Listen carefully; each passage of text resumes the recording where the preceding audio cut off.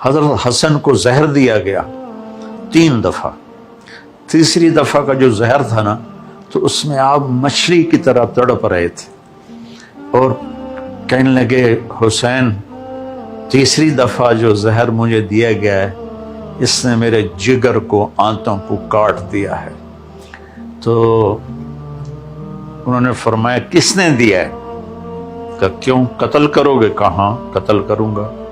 کہ دیکھو اگر تو وہی ہے جس کے بارے میں میں جانتا ہوں تو پھر میں وہاں جا کے خود ہی بدلہ لے لوں گا، اور اگر وہ نہ ہوا کوئی اور ہوا تو ایک قتل ناحق میرے سر پڑ جائے گا. بس میرا معاملہ اللہ کے سپرد ہے. نہیں بتایا. اور قربان جاؤں باپ کی سیرت دیکھو، جب ان کے سر پہ ابن ملجم نے تلوار ماری اور حضرت زینب روتی ہوئی آئیں، کہنے لگا رو لو جتنا رونا جے، 1 مہینہ پورا ہے تلوار زہرچ پئی رہی ہے تام سیرچ ماری ہے اے نہیں بچدا. تو اس کے الفاظ کی شدت دیکھیں اور مولا علی کی وسعت دیکھیں. فرمایا اس کو گرم کھانا کھلاؤ، ٹھنڈا پانی پلاؤ، اس کو نرم بستر پہ سلاؤ. اگر میں زندہ رہا تو میں خود اس سے نمٹ لوں گا، اور اگر میں شہید ہو گیا تو بس ایک وار سے اس کی گردن اڑا نہ دینا، اس کو مارنے میں بھی تکلیف نہ دینا. یہ تو حضرت حسین کا واقعہ تو مشہور ہے.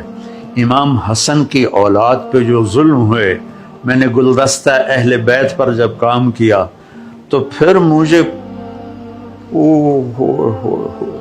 کس نے؟ بنو عباس چچا کے بیٹوں نے حضرت حسن کے 18 پوتے پڑپوتے نواسوں کو ابو جعفر منصور نے پکڑا اور ایک کمرے میں بند کیا اور اسے ایئر ٹائٹ کیا.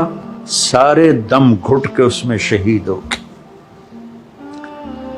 یہ ساری نسل ہی مظلوم ہے.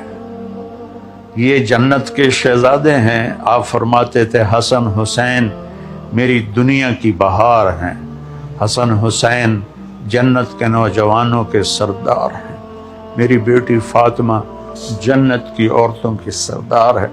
آپ نے حضرت علی کا ہاتھ پکڑ کے یوں کرتے کرتے کرتے کرتے یہاں لگا لیا. پھر کہا علی اترضا ان یکون منزلوں کا مقابل منزلی فی الجنہ، علی تو خوش ہے جنت میں تیرا گھر میرے گھر کے سامنے ہوگا.